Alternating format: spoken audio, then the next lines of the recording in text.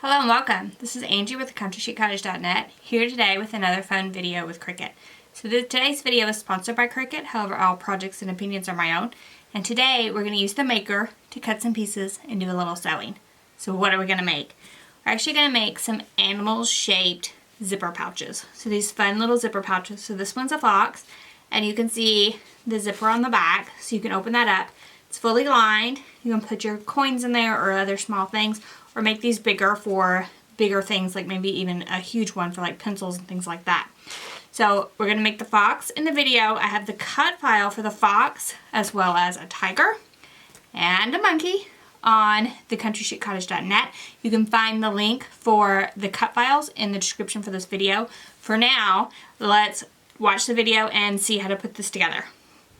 To make your animal pouches, you'll need some fabric, some iron-on. The fabric colors and the iron-on colors are completely up to you. You'll probably need some fabric scissors, as well as an easy press and an easy press mat.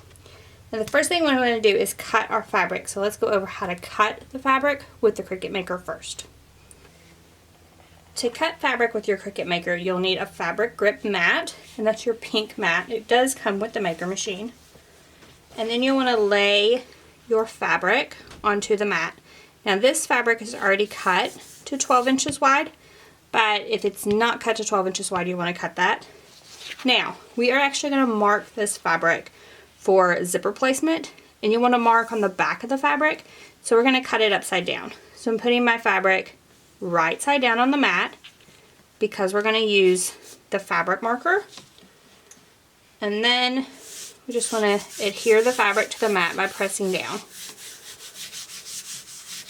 And then it's ready to run through the Maker. No backing or anything is required on the material because you're going to use the rotary blade to cut your fabric.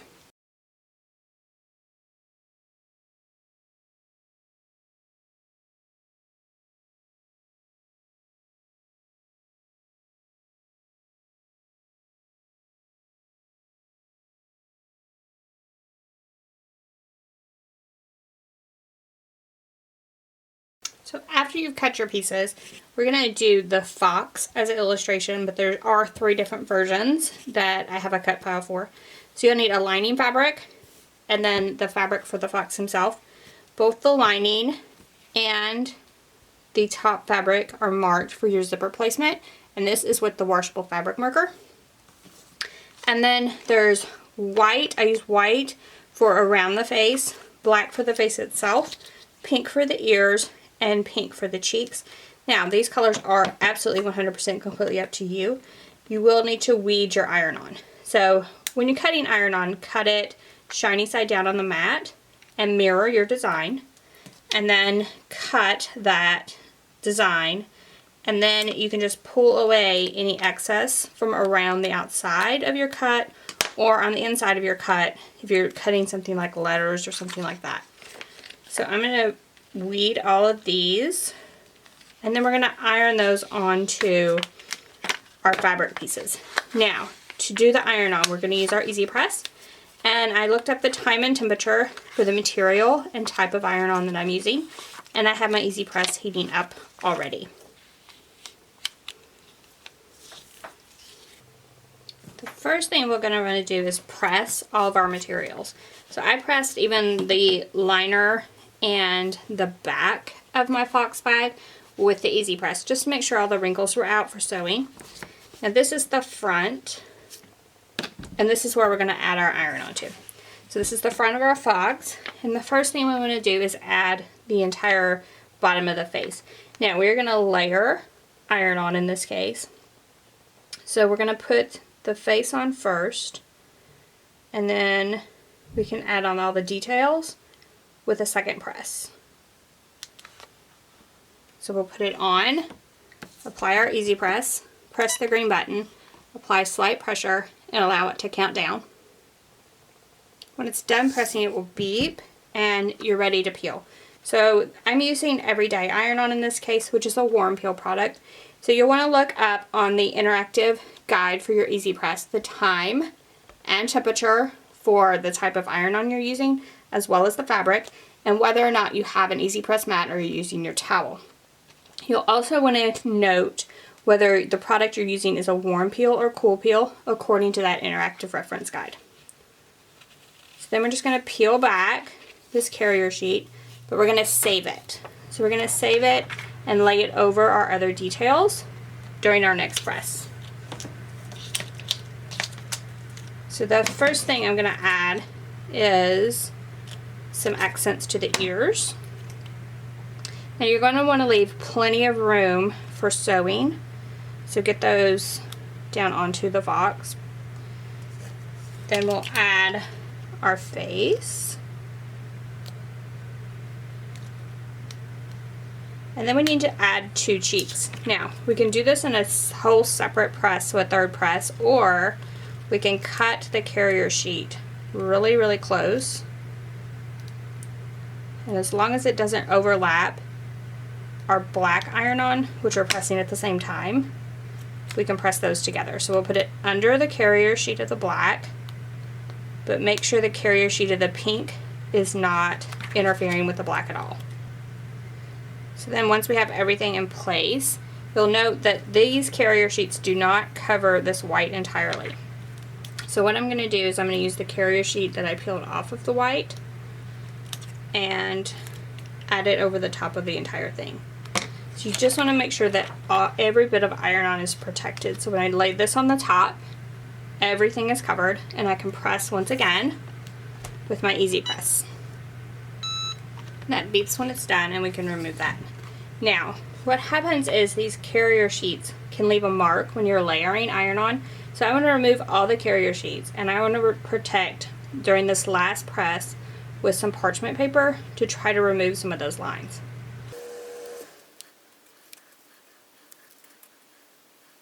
So we just want to peel all of our carrier sheets up.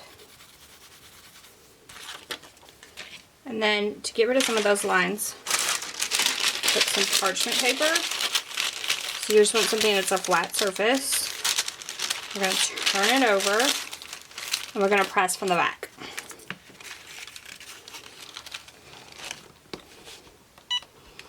So you want something that has zero texture here but can withstand the heat, and parchment paper is definitely the least expensive and easiest option. We're going to press from the back for about 15 seconds. And we can remove that and flip it over. And those lines around there should be less noticeable, so that it kind of leaves an imprint on your first iron-on. So now we can actually start sewing our piece.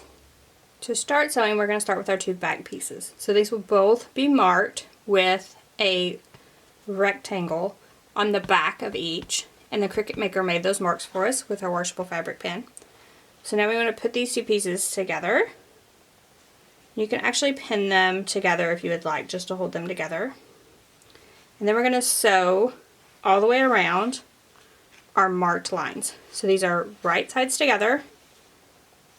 We're pinning it in place, and we're going to sew around the lines that the maker marked onto our material.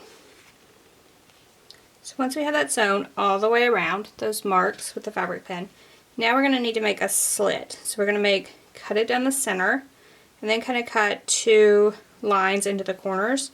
We just want to be careful not to go over that line that we have sewn. So we can actually remove the pins first. And then to cut this, I'm going to use my Cricut knife, as well as my self-healing mat, and then my ruler to help guide me where I need to cut. So first I'm going to cut down the center long ways, and you want to cut through both of the fabric pieces. Just be careful not to go over the line that we sewed into the piece.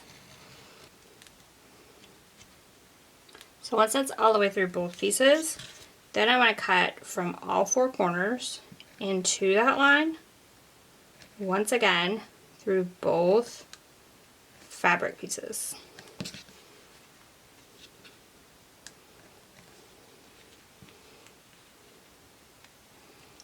And once again, making sure not to cut through the line that I sewed. And there you have the piece cut. Then you just want to turn it.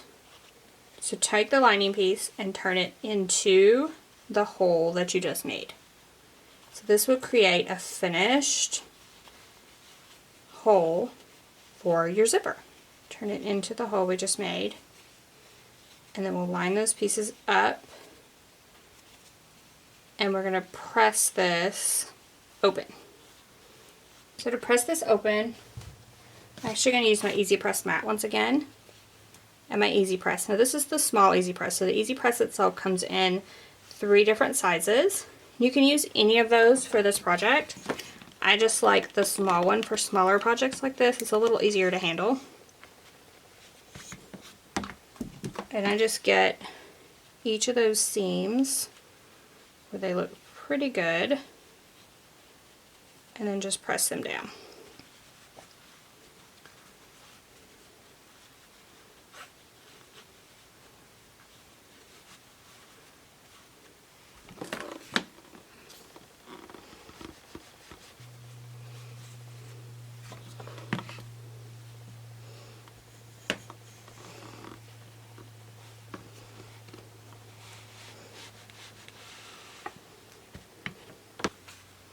So now we have the back of our fox piece with a finished hole for our zipper.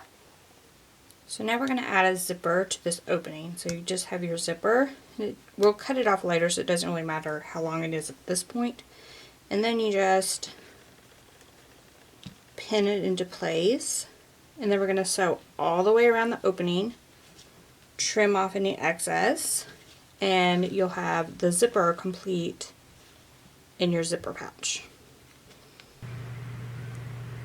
Then once you've sewn around all 4 sides, you can just flip it over and trim away the excess zipper with some scissors. Now I'm just using a zipper that I had on hand. You could absolutely buy it to where it's closer to the size of your zipper pouch, or you could use like zipper tape or something like that. I'm just using one that I had, so I'm just going to trim it off. Now we're going to sew the 2 lining pieces together. So we'll flip over the part with our zipper in it, and we'll put the lining pieces together, right sides together, and we're going to pin just the lining pieces together. So you don't want to sew the outer piece to this. You just want to sew the 2 lining pieces together, and then we're going to trim that and finish off our pouch. So we're just going to pin the 2 lining pieces together and sew around those. So to avoid getting this piece when we're sewing, we can actually pin it to itself. So we can kind of wad it up and pin it, and that way it'll stay out of the way while we're sewing our lining pieces together. And we can also do that on the sides. So I sewed all the way around, leaving a small gap in the bottom of a couple of inches. So this will be for turning it right side out later. And now we just want to use some fabric scissors, and we're going to trim our seam allowance away. And you just want to be careful not to get onto your where you sewed. Just trim the excess fabric away. So this will help as you're sewing the next piece, as well as avoid any bulk when we turn it right side out.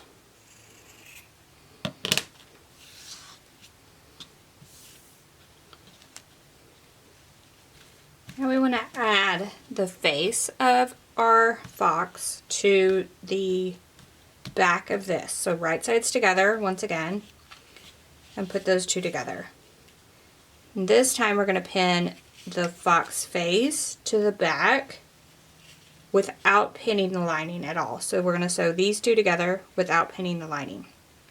Now something you'll want to do before you pin this completely is to open this at least halfway. So this will be the way that we turn it back, right side out, and you want to have a little opening there to be able to do that easily. So now that this is pinned all the way around, we'll sew all the way around. This time we're only going to get this back portion, and we're going to leave the lining out of our sewing, and we can sew all the way around this time because we have that zipper opening to help us turn it right side out. So So I've sewn all the way around the outside. As you can see, I used the same trick to hold the lining away so I wouldn't accidentally sew on it.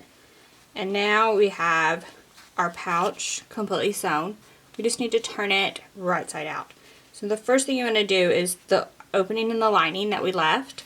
You need to turn everything into that hole to turn it right side out. So now that we have the lining almost turned inside out, you can see that the actual pouch is actually inside of here. So we can open the zipper some more since we left it open slightly. And then we can turn the project through the zipper and you can begin to see your zipper pouch take shape. Now you want to get these ears out with a turning tool or your finger and just be sure to get them all the way out, and then your pouch all the way on the inside of each of these. Then you just want to pull your lining back out and sew the opening that you left in the lining closed.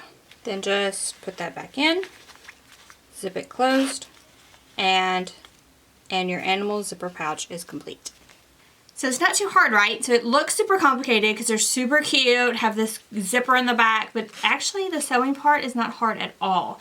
So I hope y'all enjoyed that. I hope you'll make your own set of zipper pouches, whether you make them for your mom for Mother's Day, for the kids to take stuff in or put them in their purse, for teens and tweens, like just about for anyone. Makes a great gift idea, and you can make it with your maker, which cuts out these great shapes and then cuts out the iron-on for you to decorate the front with. So thank y'all so much for joining me today. Be sure to give us a thumbs up on YouTube and subscribe if you don't want to miss any of the crafty fun. We have Cricut crafts all the time, so you want to be sure to subscribe so you don't miss any of those. Thank y'all so much for joining me, and I will see you next Wednesday. Bye.